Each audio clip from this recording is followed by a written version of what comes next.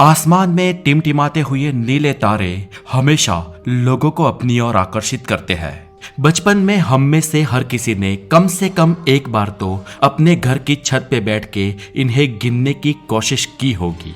लेकिन दोस्तों, क्या हो अगर मैं आपको ये कहूँ कि जब आप अपने घर में बचपन में छत पे बैठकर इन सितारों को देख रहे थे, तब आप असल में इनकी मौजूदा स्थिति को नहीं, लेकिन इनके इतिहास को देख रहे थे। आप अपने समय से कई करोड़ों साल पीछे की तस्वीर देख रहे थे।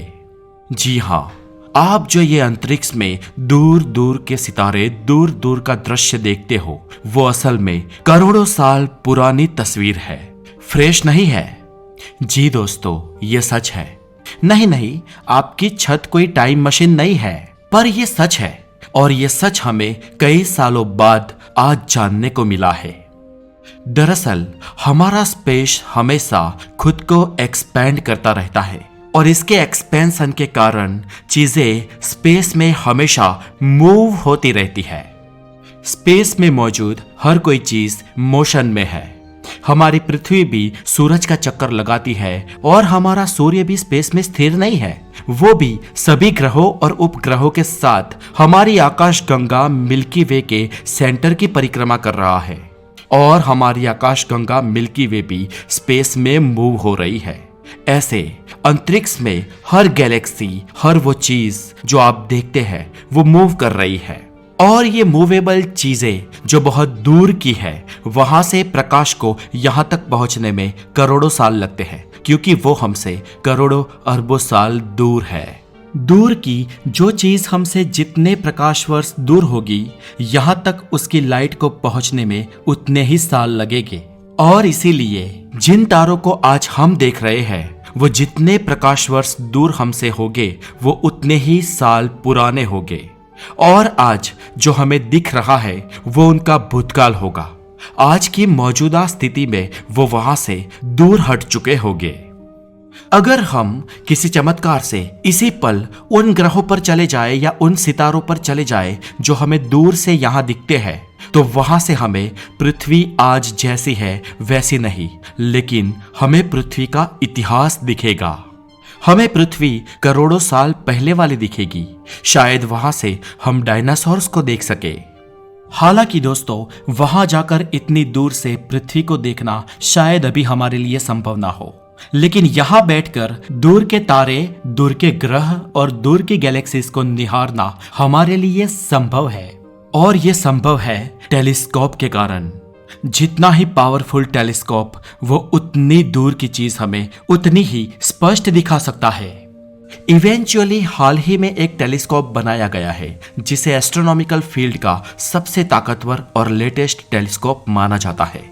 आप कह सकते हैं कि ऐसा टेलीस्कोप आज तक बना नहीं है, और ये हमारे लिए उतना ही बड़ा माइलस्टोन बन सकता है जितना कि चंद्रमा पर कदम रखना था।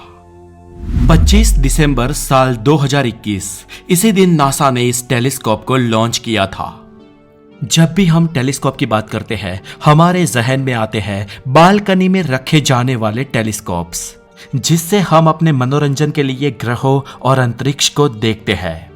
लेकिन अक्सर स्पेस में शटल्स के साथ टेलीस्कोप अंतरिक्ष में चढ़ाए जाते हैं, और ये टेलीस्कोप्स जहां तक उनकी रेंज होती है, वहां तक की तस्वीरें खींचते हैं, और उन्हें भेजने वाली एजेंसीज को वो फोटोज मिल जाती है।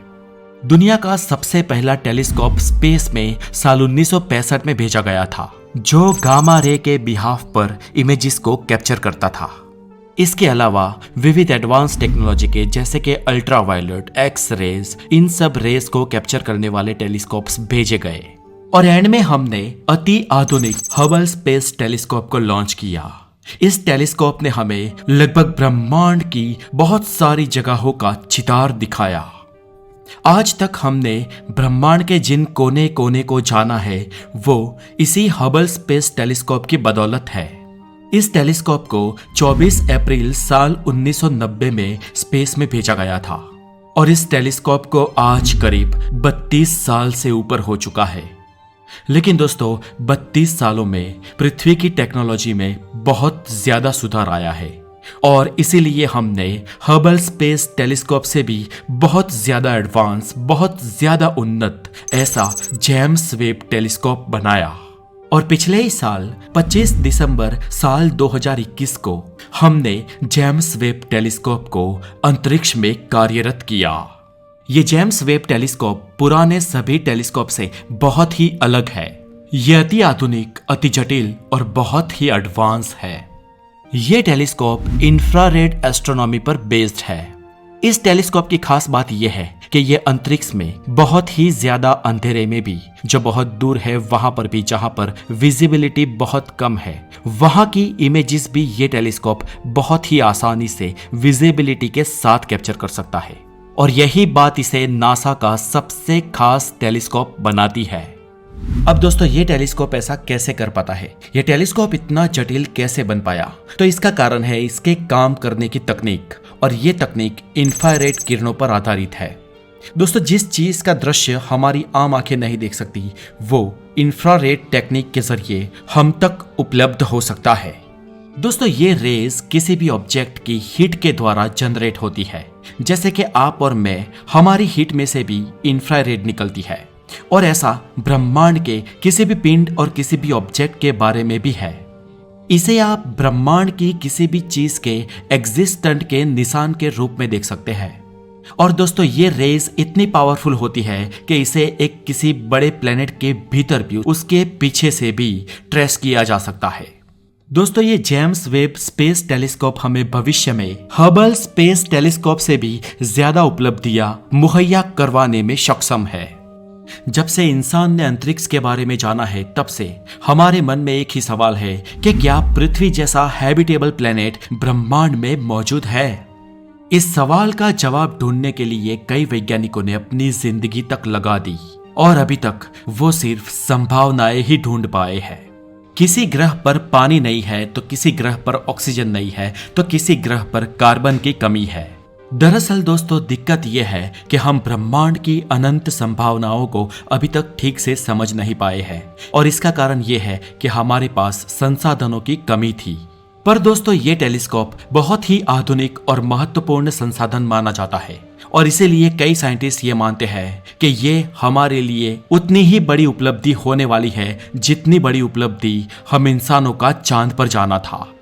बताया जाता है कि ये टेलीस्कोप उन लाइट्स की भी तलाश करेगा जो बिग बैंग के तुरंत बाद बनने वाले तारों से इस ब्रह्मांड में उत्सर्जित हुई थी।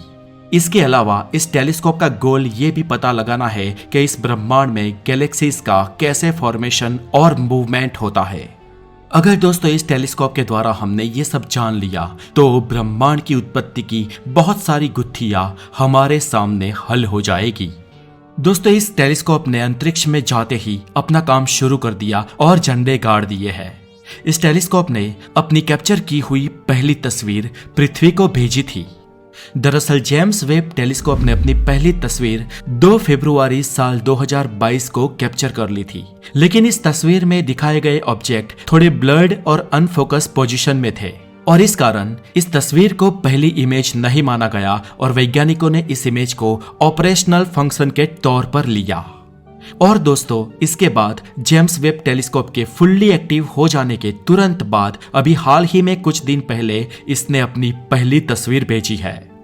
जेम्स वेब टेलीस्कोप ने भेजी इस इमेज में एक तारे और उससे आने वाली रोशनी के प्रत्येक कतरे को साफ साफ देखा जा सकता है। इस इमेज में आपको ये जो तारा दिख रहा है उसे 2MASSJ17554042 कहते हैं, और इस इमेज में इस तारे के पीछे बैकग्राउंड में आप कई सारे तारे देख सकते हो। ये सभी तारे हमारी आकाशगंगा मिल्की वे में मौजूद है, और ये जो बड़ा तारा आपको दिख रहा है वो हमसे 2000 लाइट ईयर दूर है। ये टेलीस्कोप इन तारों को नेबुला के क्लाउड के उस पार से भी कैप्चर कर सकता है, जबकि हम हबल टेलीस्कोप के द्वारा ये नहीं कर सकते थे। वैज्ञानिक कहते हैं कि जेम्स वेब ने भेजी इस इमेज में आप एक तारा नहीं, पर उसके बैकग्राउंड में कई सारे तारे और बहुत सारी आकाशगंगाएं देख सकते हैं, और इस तरह ये टेलीस्कोप हमारे लिए बहुत ही खास बन जाता है। नासा का मानना है कि जेम्स वेब टेलीस्कोप ने उम्मीद से ज्यादा परफॉर्म किया है। इस टेलीस्कोप ने बहुत ही कारगर ढंग से कलर्स और इमेज को कैप्चर किया है और इस बात से नासा के सभी वैज्ञानिक बेहद ही खुश हैं। दोस्तों, जेम्स वेब टेलीस्कोप को समय में 13.5 बिलियन साल पीछे देखने के लिए तैयार किया गया है। दोस्तों, इस टेलीस्कोप को पृथ्वी से 16 लाख किलोमीटर की दूरी पर डिप्लॉयड स्थापित किया गया है और आज तक हमने पहले किसी भी टेलीस्कोप को इतने दूर डीप स्पेस में डिप्लॉयड नहीं किया है। यह टेलीस्कोप अगले 10 सालों तक कार्य करेगा। हालांकि इसमें आने वाले 20 सालों तक काम करने की कैपेबिलिटी है, लेकिन फिर भी इससे जो पाना है उसका टारगेट वैज्ञानिकों ने अगले 10 सालों में निर्धारित किया है। और दोस्तों, ये टेलीस्कोप अगर अपना कार्य बखूबी निभाया तो आने वाले कुछ सालों में हम ब्रह्मांड की उत्पत्ति के राज से पर्दा उठा सकते हैं और नजदीकी भविष्य में ये टेलीस्कोप हमें अचंभित करने वाली कई सारी और तस्वीरें भी भेज सकता है। और ये सारी तस्वीरें, ये सारे अपडेट्स आपको आने वाले समय में मिलते रहेंगे इस चैनल पर, द नॉलेज पर। तो इसलिए अगर आपने हमारे चैनल को अभी तक सब्सक्राइब नहीं किया है तो द नॉलेज को सब्सक्राइब करके बेल आइकन जरूर बजा दें। और एवरी फ्राइडे हमारे एक्सक्लूसिव पॉडकास्ट सुनने के लिए हमें स्पॉटिफाई पर भी जरूर फॉलो करें। तो दोस्तों, अपना बहुत सारा ध्यान रखें। Have a wonderful day, take care.